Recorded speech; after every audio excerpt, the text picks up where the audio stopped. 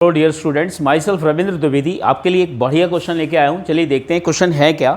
Question ये है कि हमारे पास एक स्ट्रिंग है, मासलेस स्ट्रिंग है, जिसके लोअर एंड पर एक block of mass small m is hanging. Okay, इसके लोअर एंड पर एक स्मॉल m मास हैंग कर रखा है और स्ट्रिंग की जो लेंथ है l है और इस पॉइंट के अबाउट ये हैंग कर रहा है वर्टिकली डाउनवर्ड्स। ओके, और इसमें एक फोर्स लगाना स्टार्ट कर दे रहे हैं, कॉन्स्टेंट फोर्स लगाने स्टार्ट कर दें f, और इसका मैग्नीट्यूड मान ले रहे हैं mg। फोर्स कांस्टेंट में इसलिए कह रहा हूँ कि ऑल द टाइम ये हॉरिजॉन्टल डायरेक्शन में एक्ट करेगा और इसका मैग्नीट्यूड ऑलवेज mg रहेगा, इसलिए कांस्टेंट फोर्स को माना जा रहा है। ठीक है, तो इसमें पूछा जा रहा है कि स्ट्रिंग में मैक्सिमम टेंशन बताइए। तो स्ट्रिंग में मैक्सिमम टेंशन जो होगा वो कब होगा? वो तब होगा बच्चे जब जिस समय इसमें टॉर्क जीरो होगा, जिस समय टॉर्क लगना स्टार्ट जीरो होगा। मान लो जब ये किसी इस इंस्टेंट पे पहुंचता है उस समय टेंशन मैक्सिमम है। मान लो इस केस में हमारा टेंशन कितना है? मैक्सिमम। और इस समय स्पीड कितनी है? v। तो देखो यहाँ पे फोर्सेस कौन कौन से आएंगे। एक तो mg आएगा और जो सेंट्रीपिटल फोर्स लगेगा वो टुवार्ड सेंटर लगेगा, तो इसके वेलोसिटी की वजह से टॉर्क इस पॉइंट के अबाउट तो जीरो ही रहेगा ऑल द टाइम, क्योंकि सेंट्रीपिटल फोर्स जो है इस पॉइंट के सेंटर की तरफ लगेगा। और यहाँ पर अगर देखा जाए तो टेंशन के दो कंपोनेंट होंगे। अगर टेंशन के कंपोनेंट अगर आप करो, ऐसा काम कर सकते हैं कि यहाँ पे ये एंगल निकाल सकते हैं किस एंगल पर टॉर्क जीरो होगा। तो आप यहाँ पे देखोगे कि mg का कंपोनेंट ये लेने की ज़रूरत भी नहीं है। वैसे हम टॉर्क देख लेते हैं किस पॉइंट पे टॉर्क किस एंगल पर टॉर्क जीरो होगा।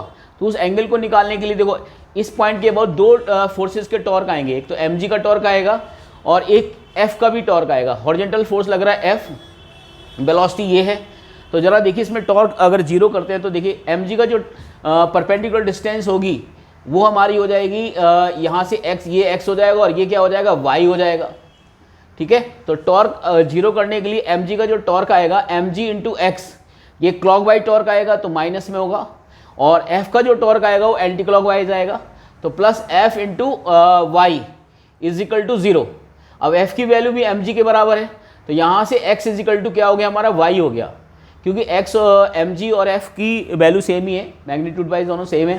तो x की वैल्यू आप यहाँ देखोगे तो क्या आएगा? l साइन थीटा आएगा और ये आएगा आपका, ये वाली डिस्टेंस आएगी l cos थीटा।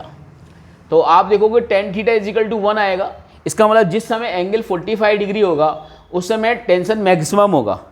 अब टेंशन निकालने के लिए हमें इस पॉइंट पर स्पीड चाहिए कि यहाँ पे स्पीड क्या होगी। तो स्पीड कैसे निकालते हैं? वर्क एनर्जी थ्योरम में अप्लाई कर देते हैं। तो आप इस पॉइंट से इस पॉइंट तक वर्क एनर्जी थ्योरम में अप्लाई करोगे तो इसमें work done by F plus work done by gravity, tension का वर्क डन जीरो होगा और ओके इज इक्वल टू कितना होगा? Half mb square minus zero. Work energy theorem में अप्लाई किया। फोर्स का जो वर्क डन होगा वो होगा फोर्स f इंटू डिस्प्लेसमेंट कितना होगा फोर्स की डायरेक्शन में x, तो that is x is equal to l sine theta.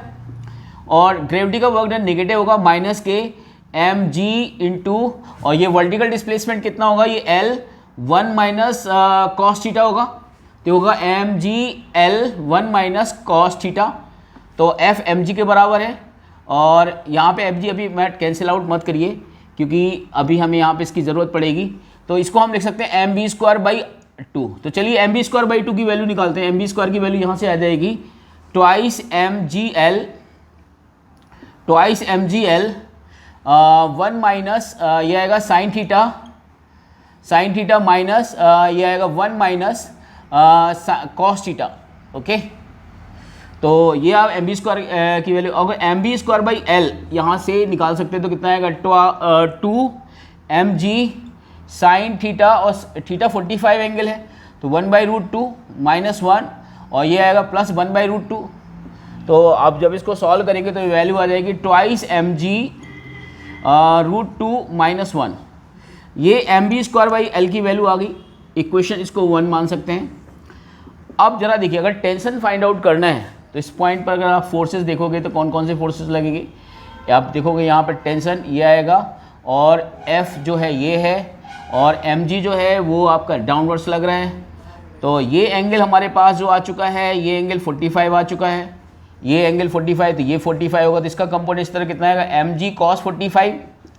इस तरह से ये भी 45 हो जाएगा। इसका कंपोनेंट क्या है? f cos 45 और f की वैल्यू जो है mg के बराबर है तो ये वैल्यू आ जाएगी आपकी 2 mg cos 45, यानी कितना होगा? 2 mg/√2, तो ये आएगा √2 mg। तो ये बाहर की तरफ फोर्स आएगा √2 mg। टेंशन जो होगा इस समय मैक्सिमम होगा और टेंशन की वैल्यू निकालनी, तो net force towards centre will be T max minus ये आएगा √2 mg = mv²/L। और इक्वेशन नंबर 2 मान लीजिए, तो 1 और 2 से अगर आप ध्यान दोगे तो यहाँ पर mv²L की जगह हम डायरेक्ट ये पुट कर सकते हैं, तो ये आ जाएगा T मैक्सिमम आ जाएगा √2 mg प्लस mv²L की जगह रख देंगे 2 mg√2 माइनस ट्वाइस mg।